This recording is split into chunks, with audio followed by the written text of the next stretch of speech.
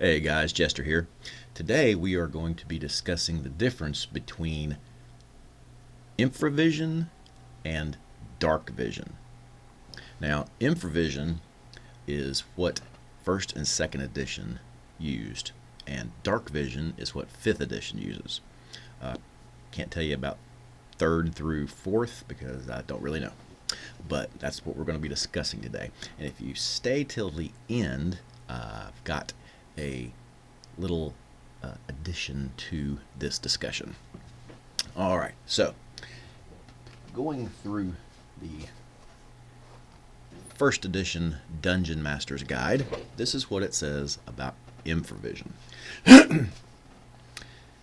As explained in the Player's Handbook, Infravision is the ability to see light waves in the infrared spectrum. Characters and various creatures with infravisual capability out to 60 feet, which is standard, are basically picking up radiation from their surroundings. Therefore, they note differences in thermal radiation, hot or cold. They do not see things which are the same temperature as their surroundings. Thus, a room in a dungeon might look completely blank, as walls, floors, ceiling, and possibly even some wooden furniture within are all the same temperature.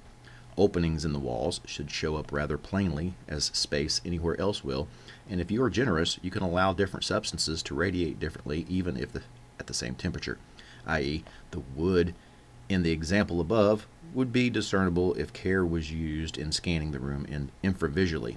Note that air currents might show as cold or warm layers. Except where very warm or very cold objects are concerned, vision of this sort is roughly equal to human norm on a dark and cloudy night at best. Note also that monsters of a very cold or very warm sort, such as a human, can be tracked infravisually by their footprints. Such tracking must occur within 2 rounds of their passing, or the temperature difference where they had trodden will dissipate. Light sources which give off heat also absolutely prevent normal infravision from functioning within their sphere of illumination. Explain this as the effect of trying to see into the dark when the observer is in a brightly lit area. It requires not less than 2 segments to accustom the eyes to infravision after the use of normal vision. Creatures with infravisual capability of unusual nature, such as those which see infravisually to 90 feet as opposed to the 60 feet standard, are actually emitting infrared radiation from their eyes and seeing what is within this visual range by receiving the reflected radiation, sort of like sonar. You emit it, it bounces back, you'll be able to see. Such creatures can easily distinguish floor, ceiling, wall, and other areas, as well as furnishings within an area. The eyes of all such creatures will appear as very brightly glowing red when observed by any other creature with standard infravision. Most monsters inhabiting underground areas will have this form of infravision. Infravision outdoors enables the individual to see figures which are warm or cold at 100 to 300 feet, depending on temperature extremes. Vision is otherwise equal to a bright, starry night with full moonlight. This is on page 59 of the first edition Dungeon Master's Guide. Okay, so that explains what infravision is. In first edition, we'll get the second edition here in a minute. Let's see where I'm going to put this. All right, yeah, we'll put this there, right there. All right, then we got 5th edition Dungeons & Dragons. This is on page 183 and 185. Darkvision. Many creatures in the worlds of Dungeons & Dragons, especially those that dwell underground, have dark vision. Within a specified range, a creature with dark vision can see in dim light as if it were bright light, and in darkness as if it were dim light. So areas of darkness are only lightly obscured as far as that creature is concerned. However, the creature can't discern color in that darkness, only shades of gray. Okay, that's basically all it says in 5th edition on pages 183 through and 185. Okay, so your generic difference between 1st edition and 5th edition is that in 5th edition, you can see in the dark, but like you would in a much dimmer capacity.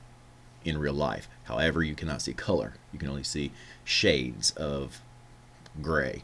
Okay, so if you think of the infravision thing, where in the infravision you're basically able to detect heat sources, and everything else is the gray and area and everything, because it's a colder nature. Basically, dark vision is the absence of the heat detecting source ability. So all you're going to pick up is basically the cold version of infravision. Now, in infravision, like I said, you're detecting heat sources. So, like it was saying, if you are trying to track a living being in the dark or an underground setting, within a certain period of time, you can actually pick up their footprints, the heat source from their footprints that they left as they walk, which that's pretty cool. It really, and what else was really cool was the glowing eyes of the people with the non-standard 90-foot infravision capability. That you can actually see their eyes glowing. That's pretty freaking cool too. But in any case, so that's basically what infravision is compared to dark vision in first edition and second edition. Now, I'm sorry, first edition and fifth edition. Now, second edition adds one more layer to this and gives a little bit other explanation to infravision. So we're going to go there real quick. All right. This is second edition Dungeon Master's Guide, which there's actually two versions of. Do not like the black book versions of any of the books that they put out, which is it was the updated versions of everything. Absolutely hate them.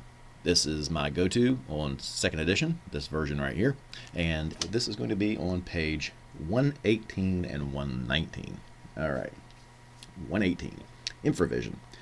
There are two definitions of infravision that can be used in the advanced Dungeons & Dragons game. The first is simple but lacks detail. It is, however, a perfectly adequate definition for those who don't want to bother with the complexities of infravision. The second, optional definition, adds another level of detail to the game. It allows the Dungeon Master to create special situations in which the function of infravision becomes important, but requires the Dungeon Master to keep track of more rules and more details. Basically, what second edition did, it made the first edition infravision the optional rule, and took basically made it much more simpler for you to play infravision in second edition as the standard infravision. So standard infravision on page 119. The easiest definition of infravision is that it allows characters to see in the dark. Nothing more is said about how this works. It simply works. So basically, if you've got infravision in second edition Dungeons & Dragons using the standard version, the non-optional version, or if you want to put it, the non-first edition version, if you have infravision, then you're seeing in the dark as if you had standard vision in normal light. It's as simple as it gets. Nothing else, nothing more. Characters do not see into the infrared spectrum, like in first edition, or the optional version here, or see heat or anything else. They just see in the dark as clearly as they do in normal light. However, since it is a somewhat magical power, the range is not that of normal vision. Infravision ability extends only 60 feet. Beyond this, only normal vision is allowed. All right. That was like I said a second ago. Now, I'm going to read to you what it says about the optional infravision. It gives a little bit more detail, somewhat, than in the first edition book. Optional infravision. This definition is much more scientific and accurate to what we know of physical properties of the real world. To its advantage, this definition makes infravision very different from normal sight, with its own strengths and weaknesses. To its disadvantage, it introduces a certain amount of scientific accuracy, with all its complications, into a fantasy realm. According to this definition, infravision is the ability to sense or see heat. The best comparison is to thermal imaging equipment used by the armed forces of many different nations today. This special sense is limited to a 60-foot range. Within this range, characters can see the degrees of heat radiated by an object as a glowing blob translated into colors like a thermogram. If any of you guys ever saw,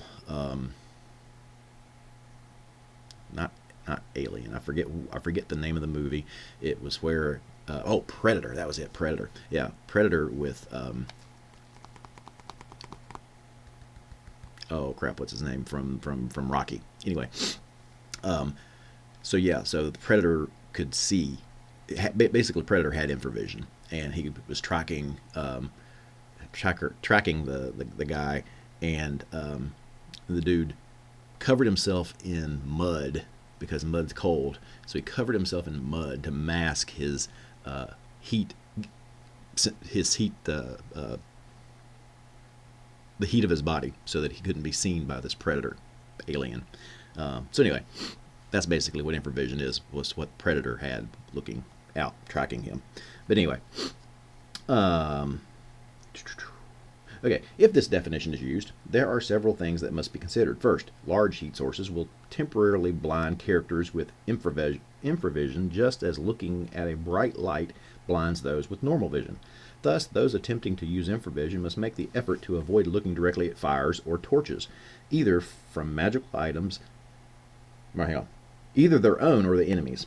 The light from magical items does not radiate sufficient heat. Second, the dungeon master must be ready to state how hot various things are. A literal interpretation of the rule means that characters won't be able to tell the floor from the walls in most dungeons. All of it is the same temperature after all. The dungeon master must also be ready to decide if dungeon doors are a different temperature or radiate heat differently from stone walls. Does a different color or kind of stone radiate heat differently from those around it? Does the ink of a page radiate differently enough from the paper to be noticed? Probably not. Can a character tell an orc from a hobgoblin or a human? Most creatures have similar thermal outlines, somewhat fuzzy blobs. They do not radiate at different temperatures, and even if they did, infravision is seldom so acute as to register differences of just a few degrees. Be sure you understand the effects this optional definition of infravision can have. There are dangers in bringing scientific accuracy to a fantasy game. By creating a specific definition of how this power works, the Dungeon Master is inviting his players to apply logic to the definition. The problem is, this is a fantasy game, and logic isn't always sensible or even desired. So be aware that the optional definition may result in very strange situations, all because logic and science are applied to something that isn't logical or scientific. Okay, so I am going to state here, because it further goes on to tell you what basically what you can't see. And I disagree with this one aspect of it, in that it basically, I need to go back to that because sorry, my bad. I had that pulled up already, and sorry, I had it pulled up and completely ignored it. Detecting invisible creatures. Here we go. This is on page 120 of the second edition. Invisible creatures are things not detectable by normal sight or by infravision. They do not create any significant distortion or haze pattern that can be noted. However, invisible creatures aren't completely undetectable. First, things still cling to them. Blah blah blah. Okay, so basically, it states can't see them with infravision. Now, remember this was second edition. Second edition would be using the standard version. I would submit, and again, this is up to you as the individual dungeon master, how you want to handle this in your campaign, but you need to let your players know this in advance so they can act accordingly.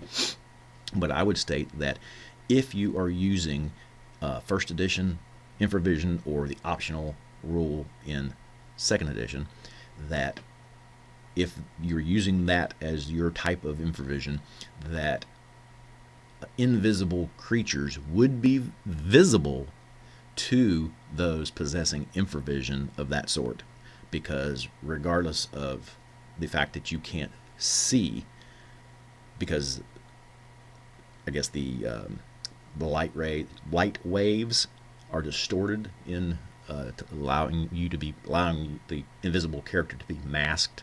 Okay, that their heat source would still be there, would still be able to be seen. It's not getting rid of their body. And in my personal opinion, it's not the invisibility spell, even though it's magical in nature, would not mask their heat signature, like the mud in Predator movie masked his heat signature just because he covered himself in mud. I don't think that the invisibility spell would mask the heat signature. But if you disagree with that and you want the invisible character to remain invisible regardless of whether he's being viewed by someone with first edition or the optional rule in second edition type infravision, it's your game. You can do whatever you want to with it. But that's just my personal opinion. Okay, so now we're going to go to Vault of the Drow, Dungeon Module D3. Okay, and on page 8, where it starts, where you actually get to the Vault of the Drow. Up to this point in the Drow series, D1 and 2, and up to page 8 in D3, you've just been traveling underground. So those characters with infravision are going to have standard infravision, or well, again, take this is a first edition module. Okay, second edition hadn't come out yet when this was written, so this is a first edition module. Therefore, it's using first edition infravision, i.e., the infrared detecting, heat sourcing detecting infravision. Okay, so up until page 8 of this book, all through the D series, you've been using standard infravision. Okay, but when you actually get to the vault itself, this is what it says. Let's see here. Yes. Explanation of encounter tables. Special note: colors will be non-normal under the strange light of the stony drow heavens. Those with normal visual capabilities, just regular vision, not infravision, see only in blacks and grays with bluish tinges. So basically, once you get into the vault, if you have normal vision, you basically have dark vision, 5th edition version, in the vault. Okay. Those with infravision will see blues and purples as well as dull reds. So now your heat source, which usually would be a bright red, or at least a fiery red, is now going to be dull red. And your cold sources, which is going to be basically the dark vision of the gray and different shades of gray, are going to now be blues and purples. Okay, and all yellows appear as green. Okay, now here is where it talks about what I'm going to add to this discussion, and that's ultravision. Okay, with ultravision, all colors glow, scintillate, and are breathtaking. As referee, feel free to give any color you believe reasonable for monsters with distinctive coloration, i.e. indigo worm, lavender trolls, puce bugbears, etc. But, like I said, with ultravision, all colors glow, scintillate, and are breathtaking. Alright, what is ultravision? Second edition does not mention it, at least not in the Player's Handbook or the Dungeon Master's Guide. But first edition, go back to first edition Dungeons and Dragons, Dungeon Master Guide, back on page 59, right after the section on infravision, you've got ultravision. Ultravision is the ability to see radiation above violet in the normal visible spectrum. Unless this ability is of highly unusual nature, so as to be able to see far into this spectrum, ultravision will not be useful underground where radiation is screened out, without some source of ultravisual emanation. Magic weapons will shed illumination, spoil ultravisual capability, just as heat does infravision. As noted in the player's handbook, ultravision enables the viewer to see outdoors to see outdoors at night as if he or she were in twilight, so vision extends clearly for about 100 yards, dimly to about 300. On particularly cloudy nights, ultravisual capability is reduced to about half normal, i.e. clear sight to 50 yards, dim to 150 yards. So basically, ultravision, it's going to be kind of like your standard version in second edition. You basically can see in the dark. Maybe a mixture of standard second edition version and fifth edition version, kind of.